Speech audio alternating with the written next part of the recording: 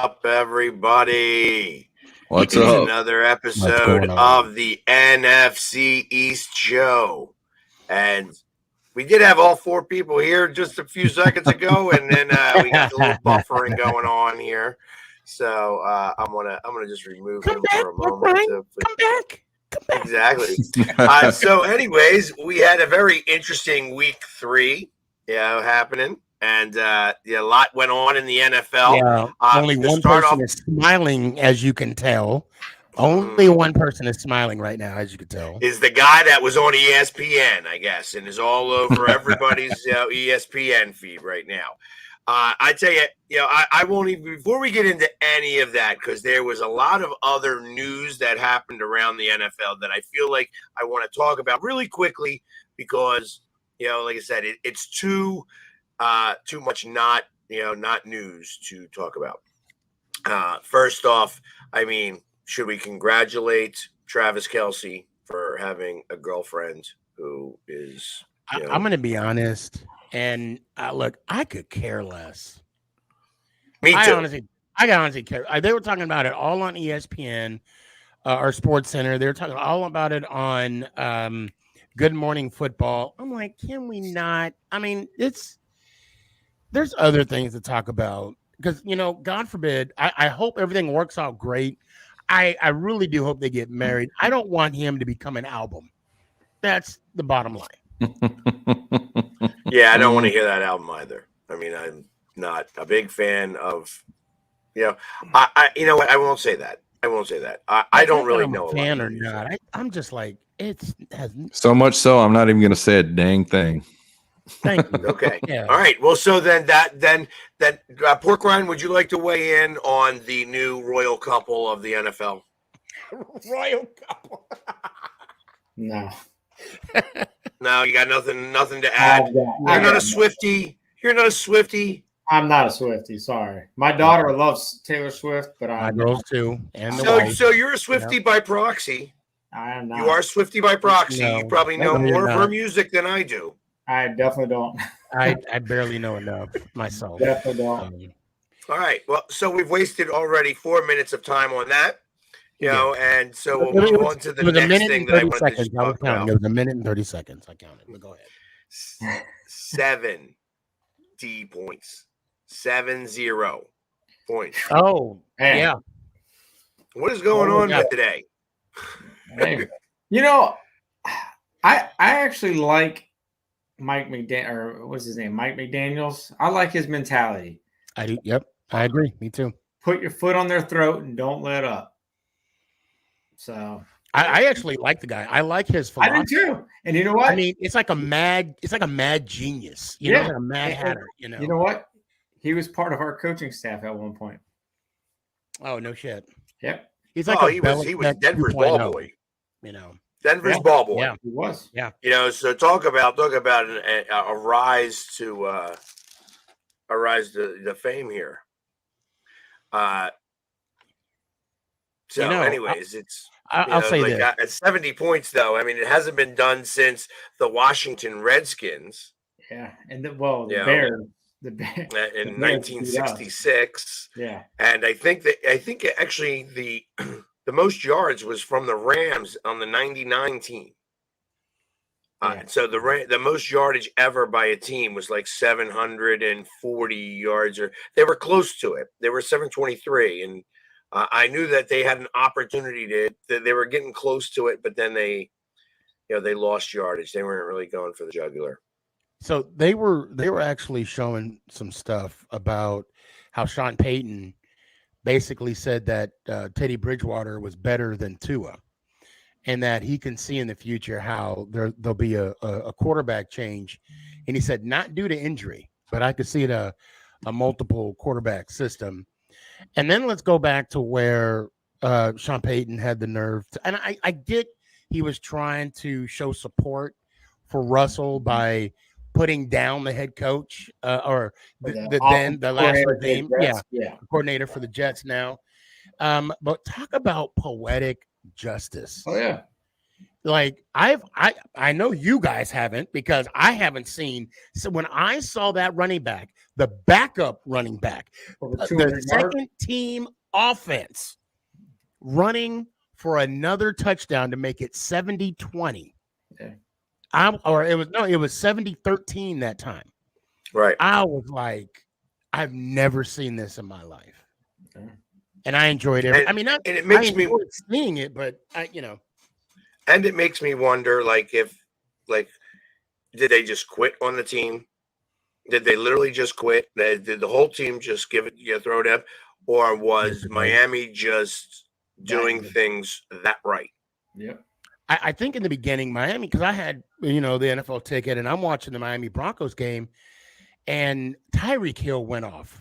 Yeah. And the running back. I mean, I think they both scored 4 touchdowns. Did they score 4? I don't know, but I know both of them went off. And again, they were showing replays of the type of offense that this coach is putting on the field. It's freaking genius how they have Tyreek Hill in space, and where Tua, now let's keep in mind, they're trying to get rid of the ball quicker, get it out of Tua's hands quicker than last year, so they don't risk injury. And his philosophy of that quick release, it's just genius what they're doing. And I'm really curious on where this is going to put them in the AFC race. I'm totally excited. Well, I me personally, again, you can't win the Super Bowl in week 3. And if this was like a revenge game for him to be able to do that and throw that many points on him, then God bless him. You know what I mean? If that's what he wanted to stick it to them as best as possible, because that's his favorite team, I get it. Mad in the score. Other than that, I wonder if they're peaking now. They got a lot of weapons on that team, but it makes me think that, when you're clicking on all cylinders now, there's usually a hiccup that's coming. There. As something. My buddy next to me might actually say, was a possibility from this Sunday, because I want to start. I want to start with the very biggest surprise. We have to start with you guys. We do have to start with you guys. True, what happened? Execution. Defense just gave it up, and offense wasn't striking. But I'm going to go on the defensive side of the ball. 28 points. You give up 2 rushing touchdowns the way they did, long ones. Not one long one, but the execution, the containment. Dan Quinn got outsmarted this game. I mean, it was plain to see. Vander Esch, all these guys, including. Well, it was Micah Parsons included. I'm going to say this: they weren't staying in their lanes. They were over pursuing. You can see every play. It was a design play to get these guys to over pursue, and that's exactly what they did. They did not stay in their lanes. You can't do that in this sport. These guys are too quick, too fast, and one slip, that's all it takes, and that's what happened. On the offensive side of the ball, we're in the red zone. 1 for 5. It's not feasible in this league. No, I agree with you there. I hope he didn't lose you again in the middle of that. Yeah, if I can add to that, the run defense was non-existent. I know Diggs is a big part of you guys' defense, but he's not the heart. In my opinion, I thought it was Micah Parsons. Yeah. And speaking of Vander Esch, there, and I was trying to find the group, but it's I call them Spit Can, whatever, but I can't remember their name. They're big Dallas Cowboy fans, and they did a piece because he's a fan of Vander Esch, and they showed the piece and the lack of effort that he had pursuing the tackle. And I give him kudos on that. Now, to be fair, yes, I enjoyed every minute of it. And didn't you stay an extra week just so that way you could watch them? No, I didn't. No, I didn't stay. I didn't enjoy it. I stayed home. I wish, but Now I would have went to San Francisco if I could. Yeah. No, but at the end of the day, when I saw that, I'm like, wow. And I still thought that the Cardinals were not going to finish. I thought it was going to be, a part 2 of the Giants Cardinals game, that you guys were going to come back and it was going to be this massive comeback story. And I'd never hear it from the end of Dallas Cowboy fans. But when Dak threw that interception in the end zone, I'm like, oh, the Dak haters are going to love this. Oh, yeah. And how much? and I want to go back a little bit because I know, Sneaky, you love to talk all the time. Of course. How bad is Diggs? I kind of felt like he was maybe the vocal leader on that defense, but I don't know because I'm not really privy to that. Was he the vocal leader of that defense? Because I felt like after this game, the finger pointing started. He was. I mean. Well, it was just an array of things going back to, Diggs is vocal, but he's not from my seeing and understanding, he's not the big dog on the campus. I mean, on as far as speaking and pumping the guys up on the sidelines, yes. On the field, not so much. It's Micah Parsons, Van Der Esch, D-Law. It's those guys. And when you would see him come to the sideline, Micah Parsons was jumping him. And you can see everything. They had every excuse in the book, but the biggest excuse should have been Dan Quinn. Dan Quinn should have made adjustments before halftime, and he didn't. He didn't make any adjustments. All he had to do was 4 rush, keep his linebackers back, keep his defensive backs guys, just stay put. But they kept over pursuing. I mean, you can see it all game, over pursuit. Getting out of their lanes, just it was getting very frustrating seeing it in person the way they were doing it, and the tackles that were missed. I mean, when you have yards after contact, that's just, it's not good, and especially the running backs. I mean, I'm going to tell you the thing that got me triggered the most was the penalties. You can't have 100+ yards in penalties, dumb penalties. It's 4th and they're going for a field goal and you give them the opportunity. It was 4th and 4 and they go for the field goal and you jump off sides and you give them an automatic first down. Now, regardless, they still made the field goal 4 plays, but you just ate up 3 minutes of the clock before the halftime. Yep. You can't do that in this league. And I mean, you can see the special teams coach, while he might have been agitated himself, it's all about the coaching. And I just didn't see any. I did not see any all the way around from the head coach on down. So the play calling was horrible. So you're talking about penalties, right? To be fair, there was a lot of ticky-tack calls this week in football. Yeah. I mean, we haven't. Yeah, I know. Of course, there's only 2 that I know that I could think of for the Giants game. That pass interference on your game that should have been pass interference. Yeah. Well, I can only remember the one. I mean, Pork Rind, I don't know about your game. It didn't matter. It didn't matter for Pork Rind. So. I gotta say, but I know that the 2 calls for us, and I know we haven't got to the Giants yet. I mean, it cost us 2 touchdowns by far. Oh yeah, same here. We had 2. We had 2 pass interference in the end zone. One on Lamb, and the other was on Gallup, and they were both defensive backs, not even looking towards the ball, pushing the receiver before the ball got there. And again, I'm not going to make excuses and blame the penalties not being called, but you're talking about 2 red zones that just got me 6 points in total. It turns the tide of the game. Yeah, definitely. Yeah. Does. Those are big time calls that either need to be made or not penalties at all. Yeah, and there was another horrible decision in that game when we were down there in the red zone and we decided to go on it on 4th down. Instead of taking the 3 points and making it a 1-score game, you went for it on 4th down, got nowhere. and now we're out by 11 points.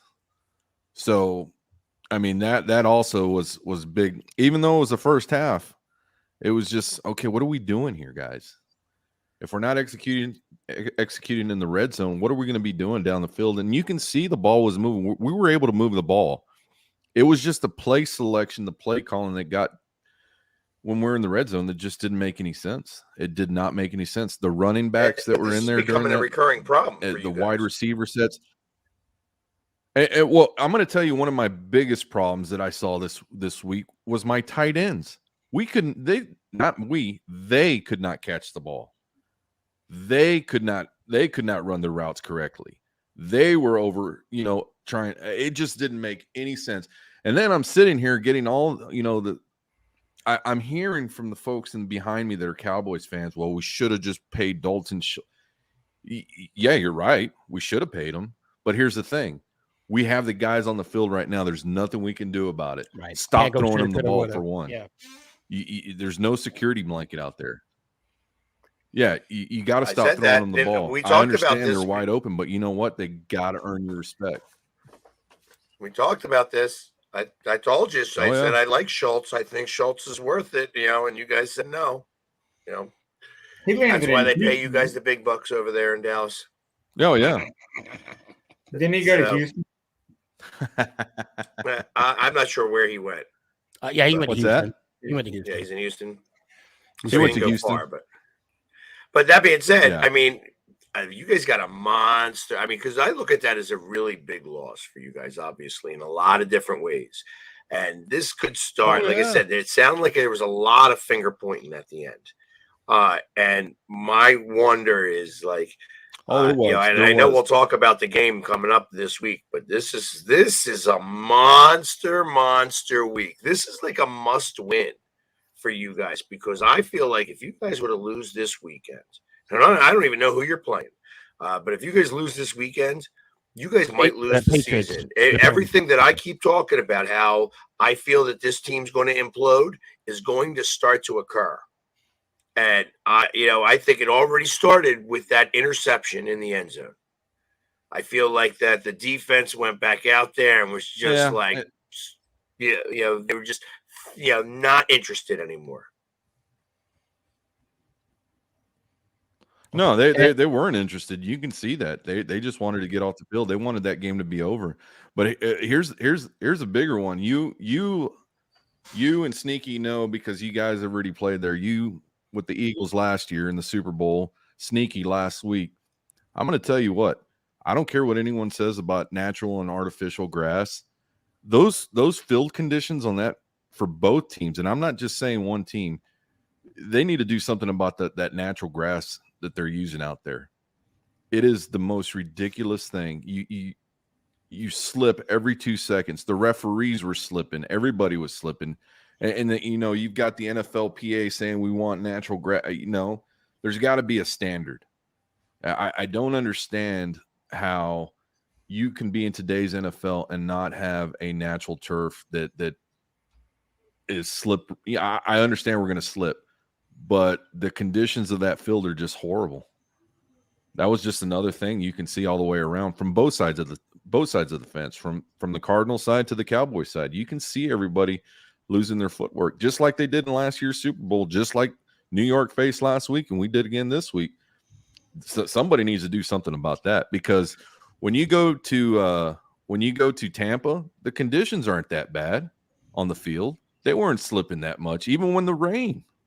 But you get over, even in Washington, you're not slipping that bad. But here, I don't know, man. Arizona and the Raiders have that same scenario, the same type of grass, the same type of field, because they're moving it outdoors, indoors. Yeah. It just doesn't make any sense. But that's natural grass, though, ain't it? In Arizona, it is. Yeah, but it's on a tray. Yeah, so but it's just like turf. Yeah.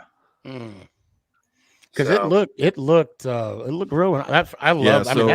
That stadium's beautiful. That's the first time I've been there. That's a gorgeous stadium. Did you see the Tillman statue? I did. Yeah, and I paid my respects, and that it was kind of. It's funny being that it was kind of surreal. It kind of brought everything, in perspective, in a military type aspect of Yeah. it. What he gave up and Yep. what he sacrificed. Right. But where So we going? yeah, like I said, Yeah, I and think that there's a lot and more to answer for you guys this week. Moving on, let's go to the first game of the there week. definitely is. And I'm sorry, I don't mean to cut you off, but I'm just trying to keep get everybody in here. So, because you guys got a lot of questions to answer, and we'll start talking about that when we talk about the games coming up. But the first game of the week, Sneaky G. Again, what happened? What do you mean? What do you mean? What happened? We didn't have Saquon. We didn't. We didn't have an offensive line. Bellinger missed an assignment that caused Bosa to get a nice sack on Daniel. I mean, look. We weren't prepared. I mean, I'm going to be honest. I'm going to say this. Our defense out of the last 3 games, we're allowing an average of 32.6 points a game. I don't give a damn what kind of offense we have, but to give up roughly 33 points a game, we're not going to win games if that's our goal, if that's our standard. And I mean, it's just we're not tackling. I don't want to say they're not giving up. They're not giving effort, but I don't know. I'm lost for words right now. And offensively, look, we have our issues, right? Barkley wasn't there. I think our rushing total was 29 yards for the whole game. Jones, threw the ball. So I mean, and everybody's trying to put it on Jones. That's not fair. That's not fair to him. Now, did he mess up on that Waller pass at the end? Yes. But if Waller would have caught that, would we have came back from a 30-point or 20-point deficit? I don't know. I don't know. Maybe it'd have been more respectable. But hopefully this, we got Monday. Barkley is day to day. I'm hearing Thomas is back. Our offensive line should be at full strength. I mean, I am disappointed because of because of what I saw last year. You have these high expectations, and I think making the playoffs is not a high expectation. That should be the standard, and that's what I was hoping for this season. Granted, it's only 3 games, right? We pull it off in Seattle, 2-2. We're back in the hunt, but we just 33 points a game out of the last. I mean, that's just mind-blowing. Well, you're not going to win many games. No, because your offense is not set up to score 34. No, that's exactly. And it's frustrating. It's extremely frustrating. What do you think about? I mean, is he starting to maybe lose the locker room? I mean, because this is Dable. Yeah. Is that like? I don't think so. I don't think so. I just think it's, there's a lot of players that are on their contract years that you would think would step up, and they're not stepping up. And matter of fact, I mean, I could just talk about McKinney real quick. He's been posterized at least once in every game. He got ran over in Dallas for a touchdown. He got ran over in Phoenix, and then he got again tackled in the end zone, or not tackled. He tackled for a first down. 3rd and 5 and 3rd and 15. We weren't getting off the field. Oh, I could. Our time of possession was just horrible. I mean, it was just ridiculous. Well, and that's what they do. I mean, obviously, the 49ers have a pretty good team. They're another team that I feel like are they're maybe in mid-season form or late season form already. I think this is exactly what the 49ers are. The defense is really strong, and you got to score points on them. You can't take field goals as your answer there. Exactly. And I mean, right now, I guess it's got to be tough because you're looking at Jones being the guy who just got paid all this money. And I know it's only for 2 years, but it's it's a big deal, because you're stuck with him for 2 years, unless you can figure out a trade to maybe trade him across the locker rooms. Send him over to the Jets.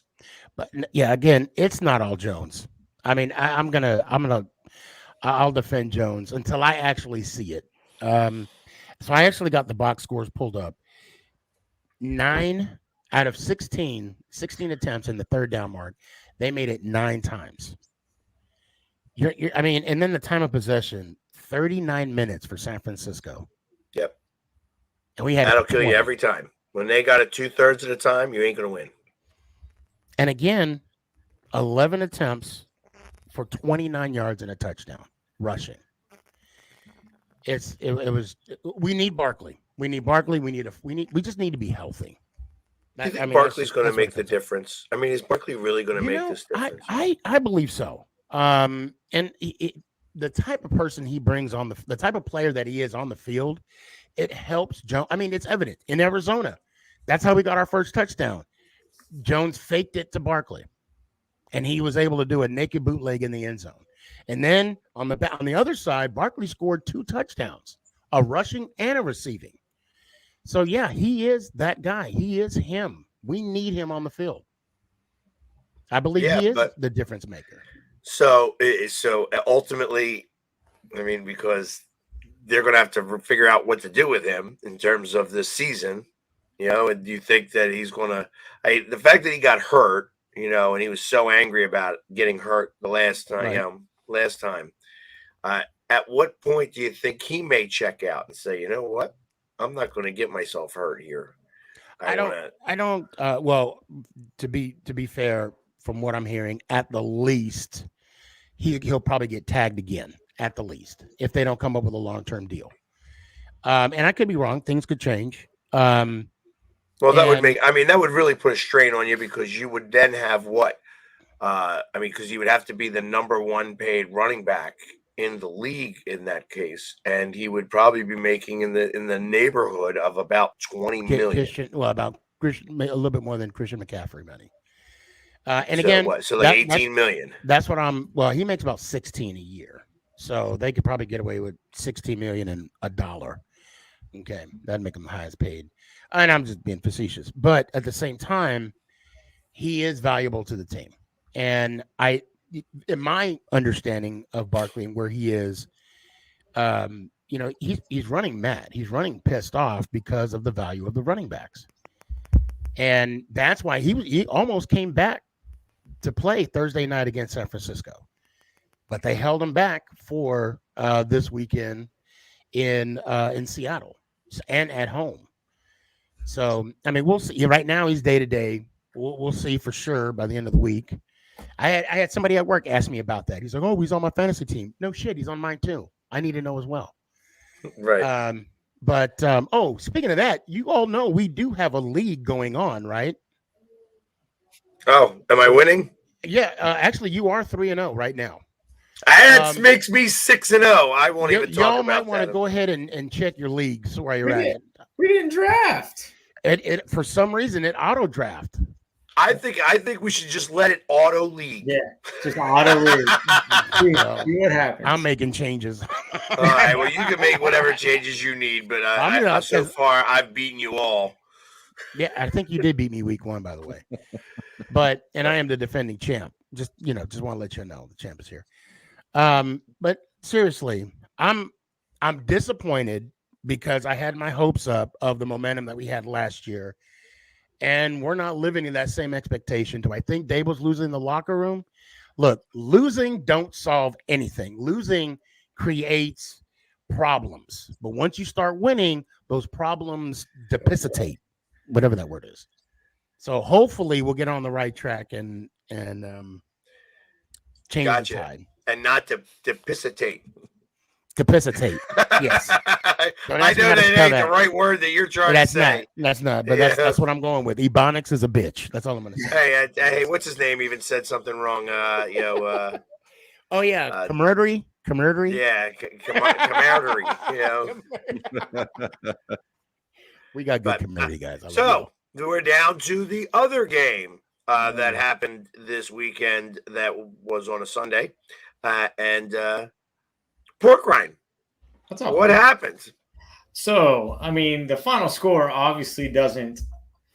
I mean, going into the fourth quarter, it was 16-0. And then it just went downhill from there. You said it to defeat him. It just went downhill from there. I mean, we just kept on shooting ourselves in the foot. I mean, we had, I think it was 4 red zones, and what do we have? Is it 4 red zones? No, we only had two red zone attempts, and I mean, we're 0 for 2. We got the ball all the way down to the 1, couldn't punch it in. You know, I really felt like they should have ran it on 1st and goal, and instead they passed it. And then from there, I mean, I think we ended up running it on 3rd and 4th. You know, Sam Howell was sacked, I think, 9 times.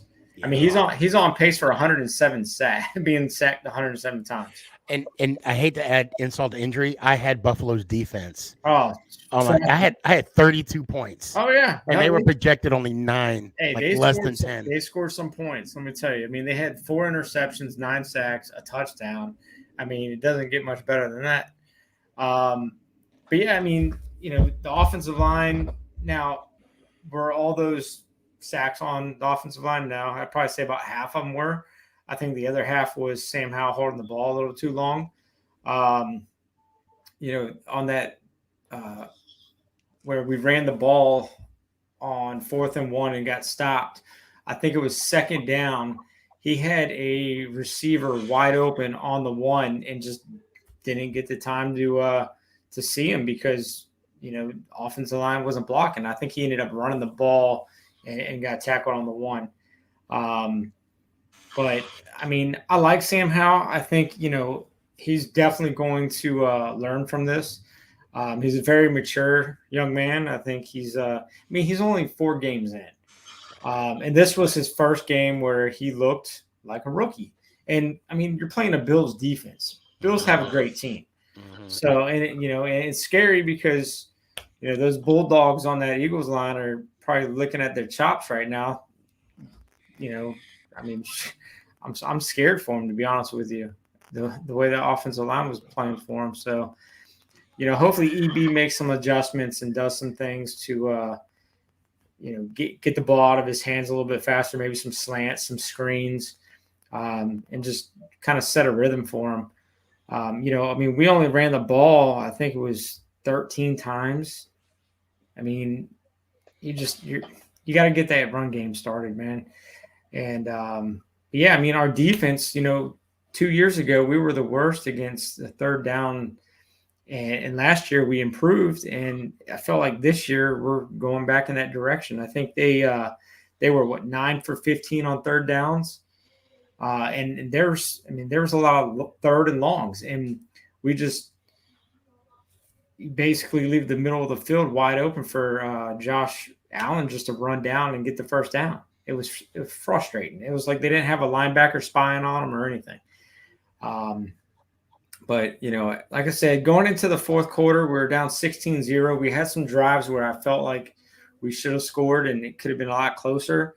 And who knows, maybe it would have gave Sam some confidence. But, you know, throwing 4 picks and one of them being returned. I mean, I think 3 out of the 4 picks were on Bill's side of the, you know, on the Bill's side of the field. So, you know, it's frustrating, but, you know, he's 4 games in.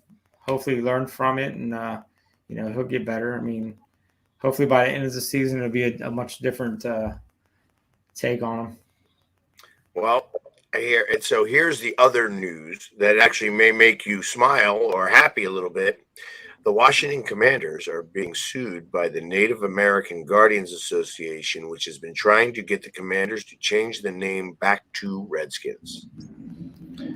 The logo on the Redskins helmet is an actual person. It's Chief Whitecalf. Every time they go out on that field, they were honoring Chief Whitecalf, and they were battling on the football field with the same honor and integrity and courage that should continue to honor that. That is awesome. You know, a lot of us have been saying that for so long, but with everything going on in society and it just we didn't feel like that was going to once they changed it, we didn't feel like it was going to ever go back. And I mean, they've already come out and said it's not going to go back, but I'm got my fingers crossed and hoping it happens. We'll see. I mean, there's always drama that comes around the Redskins or the Commanders or the Washington team. And that's the thing that frustrates me the most is like we got rid of the problem. And I just feel like what was the problem, Pork Ryan?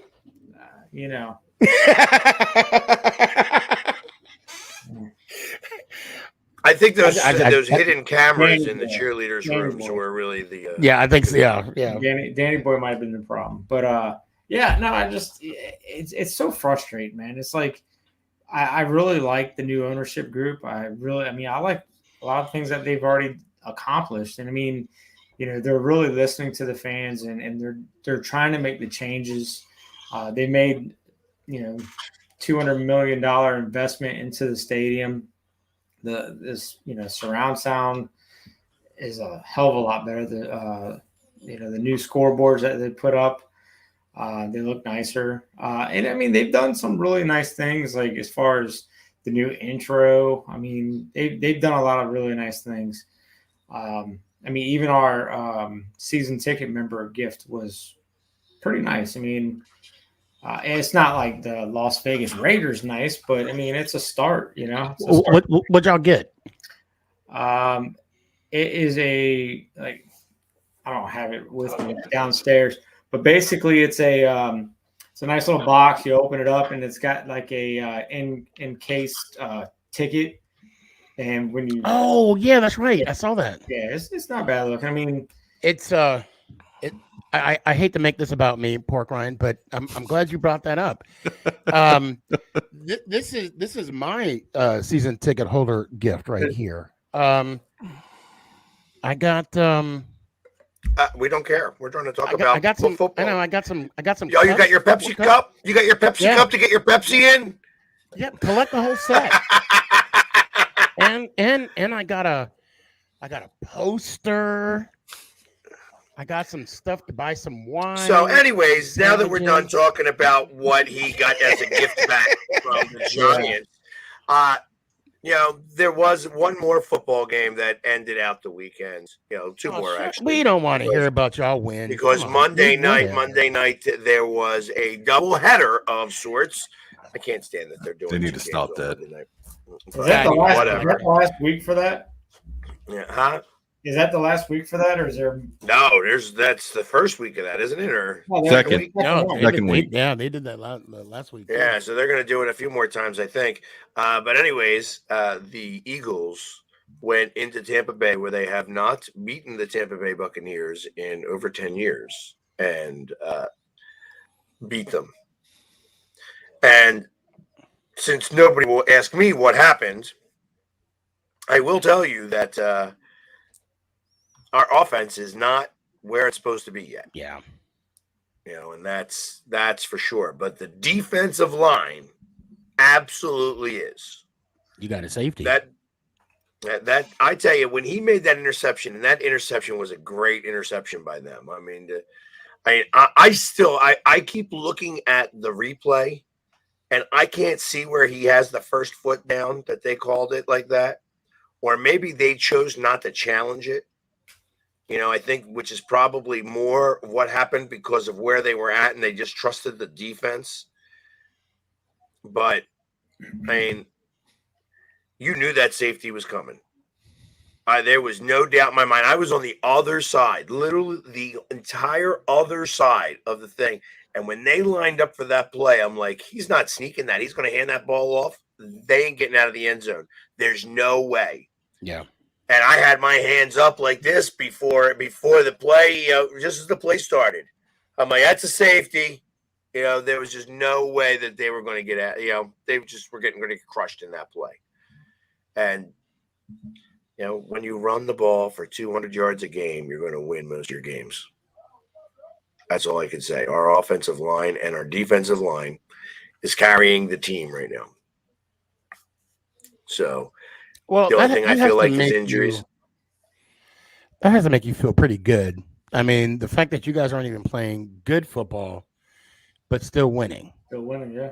I mean, I kind of like it. It's kind of a double-edged sword because it can either catch up to you or you're gonna hit your spark and then take off. You know, right? I don't mind being in early season form, and that's what I feel like we are. I feel like we're in early season form. This is a Super Bowl team. I mean, unfortunately, you guys have to almost call it what it is a little bit. This is a Super Bowl caliber team here, and they're winning games and not clicking on all cylinders. When everything does start to click, which I figure is going to start to happen by week 7, because I think that matchup with the Dolphins could wind up being who is going to be the team that remains undefeated. I know that we play up against you, Pork Rind, this week, and I know that you probably think you guys have a chance. And any given Sunday, they can't look past anybody. They cannot look past anybody because they're not playing well enough. They're not playing Super Bowl caliber now. But they have some work to do. And Jalen Hurts is, like I said, that one interception. Every time I pulled my phone out at this game, something bad happened. So I put my phone away for a lot of the game, but I actually have a great picture and view of that interception. I'm like, really? This is the play I'm recording? I'm like recording this play because I figured they're going to score a touchdown right at me. And he made that cut, and the other guy went gone. And really, if the guy was any bit faster, he should have scored a touchdown. He really wussed out a little bit. Whoever had caught it for the Buccaneers. Oh, he ran right out of bounds, like 20 yards up but there was still nobody within 5 yards of him. He could have cut up or whatever. He just ran right out of bounds. So it was, kind of lucky on our part because it didn't really hurt us any. But I mean, and the fact that Hurts threw 2 picks, I'm looking at his stat line right now, and y'all still won. Yep. I mean, with a scoregami, by the way. Not that anybody really cares about that type of stuff, but the score 25-11 has never happened in the NFL until this week. Oh, it was a pretty weird score. Yeah, exactly. All those people who bought the box scores things were very happy at 5-1. Finally, somebody. Yeah, exactly. He's like, damn it! What kind of scores? They thought they were going to lose it, but So, but yeah, that's. I am. See, to have a win like Miami did, like I said, do you start sniffing yourself? I kind of feel that was a little bit what the Cowboys did. They started sniffing themselves. I don't think Washington won any game strong enough to be able to start to sniff themselves. But, I feel like that's a little bit of what happened to you guys, that you guys may have been looking past Arizona thinking that you're going to walk through them, and you didn't. Yes and no. I think it was more of a I know they were looking past Arizona. I knew that in week 2 win, and I could see somewhat of it when I walked onto the field, being how many Cowboy fans were there. I mean, there were so many Cowboy fans, but they can sense it too, and they just they just got outcoached on both sides of the ball. That's what it came down to. Don't look past New England either. No, I'm not. I never look past any opponent. I never look past any opponent. Now them, I don't know, but the way the coaching staff was this week, it was just horrid. And I'm going to tell you, the special teams coach, seeing his actions on the side, it was, he was getting in heated exchanges with his personnel, and it just didn't make any sense.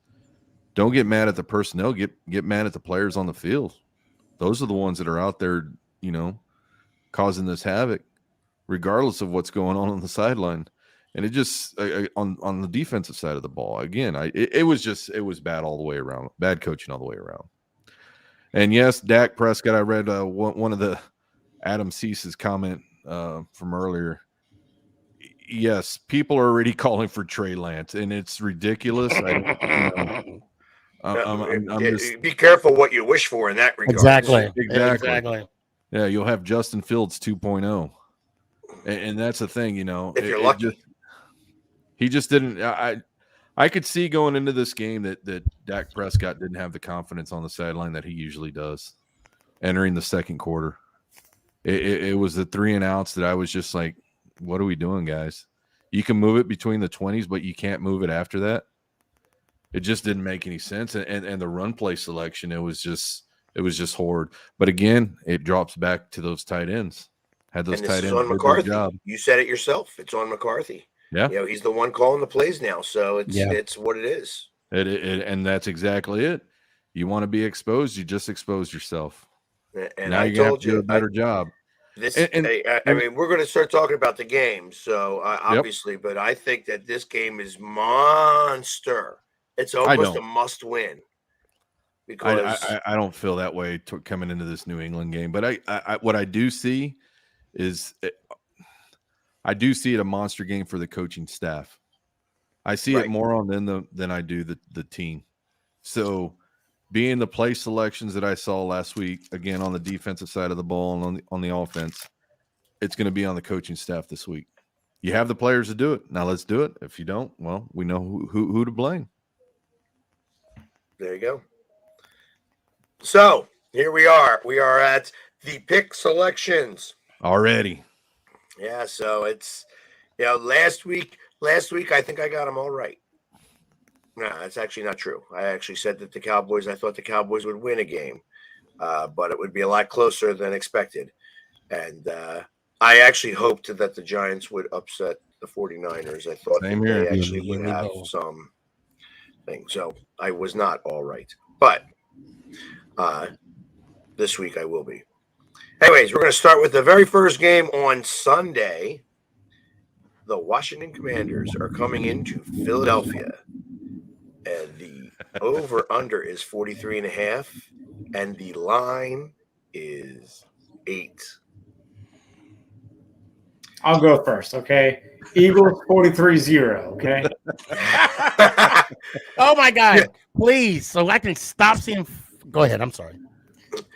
I mean, I seriously think Eagles – I think this might be the week where your offense does start to click.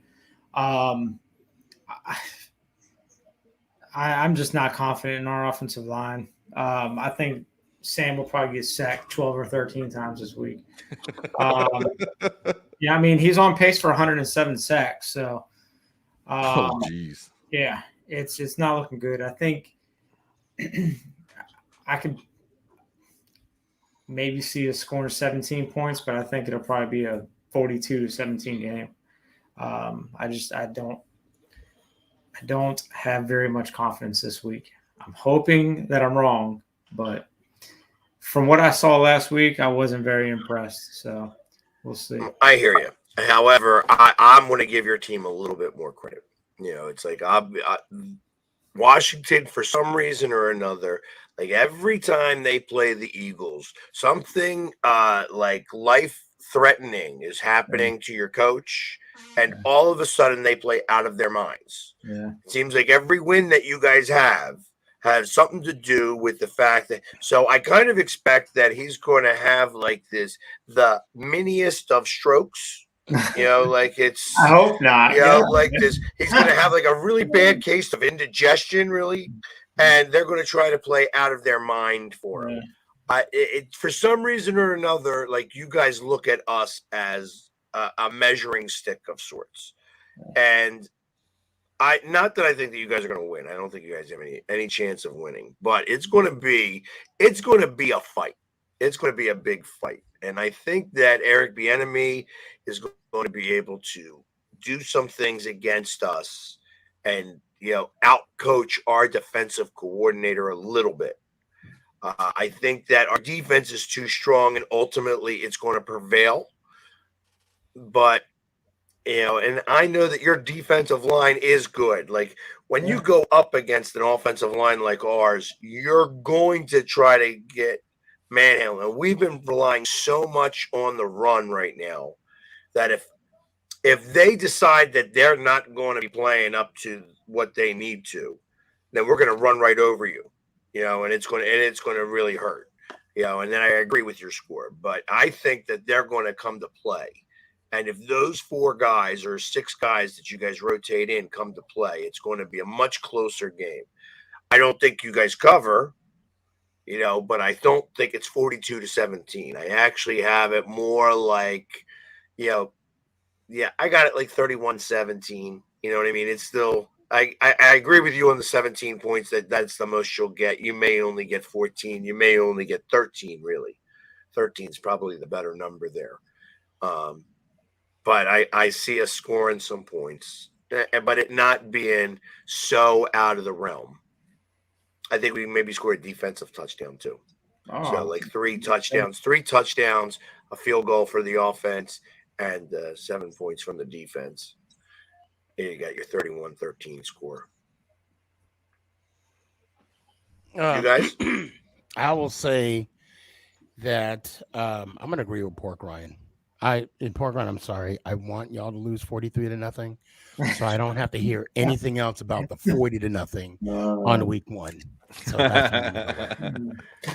that's the only reason why. If other than that, I would have picked 40-0, but we lost. That's already been taken. So go ahead, Drew. I'm gonna agree with Philly. It unless something occurs to put a fire under the Commanders. It's still hard to say. Under the Commanders, I don't see them going into Philly and knocking them down.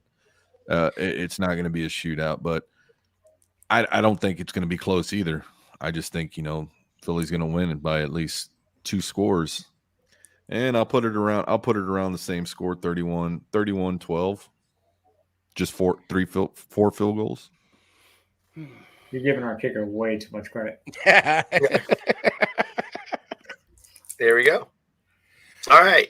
So that being said, the next game on the docket is at 4:25, and we have the New England Patriots coming into Dallas, and it is again the over/under is 43.5, and it's a 7-point spread this time. Yeah, I'm gonna take the over on this one. I think we're gonna snap back from what we did there in Arizona. I think we're actually going to do something in the red zone this time. I think we're going to go more than 1 for 5. I think we're going to have a couple of scores passing. I think Dak Prescott's going to have 2 passing, 2 rushing. So right there we have 28 points, and we can't forget the field goal kicker. He's getting at least 3 scores alone. So I'm going to put it around maybe a score of 33-21. Our defense is going to have to step up. Bland's going to have to step up out there in that secondary, being moved over to that corner position. The way our secondary was playing last weekend towards the end of the game with that big pass, it just, again, falls on coaching. But I'm going to take the Cowboys here with the over. So we'll see. And you have them beating them by like you're scoring 31, 34 points at least. You're saying? Yeah. Okay. 2 touchdowns passing, 2 touchdowns rushing, and a couple of field goals. Yeah, I think the Cowboys bounce back this week. They're playing in Dallas too. I think Dak has a much better game. I see it going 27-17. But yeah, I think Dallas has a rebound game, and playing at home in front of the fans, I don't see Patriots pulling it off. I do want to mention one other thing too. This is Bill Belichick's his persona. What he usually does, picks up X players off of X teams that he's going to face. So even though he picked up quarterback Will Grier, I think it was a week and a half ago, 2 weeks, I guarantee after this game he's going to drop him. Just trying to get some insight. Here's a $200,000 check. Thank you very much. There you go. Take it and go. I'm thinking the Patriots are going to pull an upset. I'm gonna say they're gonna break even. It's gonna be 23-20 Patriots. Dak's gonna throw a pick, and the Dak haters will rise again, and will want Trey Lance after Belichick kicks the winning field goal. Belichick, not the field goal kicker. Belichick kicks the winning field goal. So I actually, I'm going to side more with Sneaky here. Rather, I'm going to actually go against everything that you're saying. I think that the one thing New England's got is a good defense. I don't think they can score points, but they do have a really good defense. And I think that you guys haven't been able to finish drives all season long so far. And until you guys start to prove to me that you can finish these drives without kicking field goals, I'm not going to trust that you are. And at the moment, I think that you guys are going to. I think I look at this as an upset game, and it's funny that I'm going to pick like 18-17, and they're going to kick like 6 field goals, or like a 19-18 game where you guys kick like 6 field goals. You know what I mean? Because you guys can't seem to score it, you can't seem to get it in the end zone, and I think that their defense is strong enough to keep you out of the end zone. And I think that that's where, like Mac Jones, this is going to be the game that kind of solidifies Mac Jones for next year. That he's going to be the quarterback where they're not going to call for anybody there, but they're going to still be pointing fingers in Dallas. So I maybe if they scored differently, I'm like 21. Maybe they scored 3 touchdowns, but I don't think that New England's that good, and I think that they're going to have to kick field goals to win this game.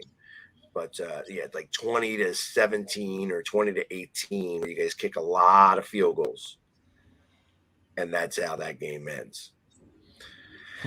And then, so that's it. Yeah, there's no other games that happen. Oh, that's right. There's a Monday night game, just one this week. One Monday night game where Seattle Seahawks come all the way across the country to and that is a long flight too, by the way. Yeah. To MetLife Stadium, where they will go up against the Giants, and it is a pick'em game, and the over under at 47.5. And I got Giants at 2-point favorites. What do you got them at? I got them at even. I got them at a pick'em. Oh, at a pick'em. Oh, okay. Yeah. Well, I mean, yeah. No brainer. I'm picking the Giants. I think this will be a game that the defense, they got called out. They got called out this week on their intensity, and I think they're going to bounce back. I think we took steps and finally got our first 2 sacks Thursday night of the season. So I think we're gonna kind of grab that momentum and get the sacks and maybe even get a couple picks, a couple turnovers, because we have yet to get our first turnover. And it's going to be one of those funky games. I'll say like a 23-27 Giants game. I'll go over. It's going to be one of those weird ones. That's kind of what I'm saying. And I'm thinking Jones is going to step up and again, Barkley's going to be back and he's going to get a rushing touchdown as well. Hopes and dreams. I'll go. At this point, that's all I got right now. I think that this is, that you're actually in a bad spot here. I think Seattle comes in and actually beats you guys. And I think that I don't think Seattle's that good. I just think that you guys are in a little bit of disarray. And I think that's going to be the fight. You guys are fighting yourselves here a lot more than fighting against the team. And so my expectation is that you guys are going to go down here. And I think it's going to be 27, but you guys are going to be in that 17, maybe 13 range. You know what I mean? That you guys are, again, not going to be able to, maybe 16. Yeah, 27-16. Again, like you guys will make some drives. You'll get in the field goal range and kick field goals, but not score touchdowns a lot. Go ahead, Drew. Yeah, I'm gonna have to agree with Philly on this. I think the Seahawks have been playing just a little bit better. I don't see them over. I mean, I don't see them getting over anybody, the way they did last week. But I do see, there is disarray within the Giants organization, and you can see it on the sidelines and the frustration that the coach is having with his staff. And it's not frustration with the players, it's frustration with the staff. So there's something going on there. You can see it plain as day. But yeah, I'm going to give it to the Seahawks, and it's not going to be a high scoring game, but the Giants are going to score, a couple touchdowns and a field goal, but that's probably all I see them doing against the Seahawks. And the Seahawks really aren't going to do much more than that. They'll probably have 24, so it'll be a 1-point game or a 1-point score game. So I'll give it 24-17, Seahawks. So I think the Giants, they start out slow. I mean, they're coming off of a Thursday night game, playing Monday night, so that's a good rest. Yeah, so I think they start out slow, but with the Seahawks traveling all the way from the West Coast, typically West Coast teams don't play well. So I think Giants, like I said, they start out slow, but I think they get it together after that butt chewing that they're going to get in halftime. And I think they end up pulling it off 27-17. I think Giants bounce back, man. I'm sorry what I said about your Commanders. It's okay. All right. And there we have it, guys. We have gone a little over the hour, which we seem to do here on occasion. So thank you for staying with us. We will be back again next week. So hopefully, my team wins and, we stay undefeated, and I don't care what happens to really any of these other teams, especially since, Washington, I need them to definitely lose. But, we will get back at it again next week and talk about what happened next week. Yeah, let's do it. I'm down. Same bad time, same bad channel. Exactly. So everybody have a great week. And as always, Health to the Redskins. Go Birds. Ow! Health to the Redskins. I see what you did there.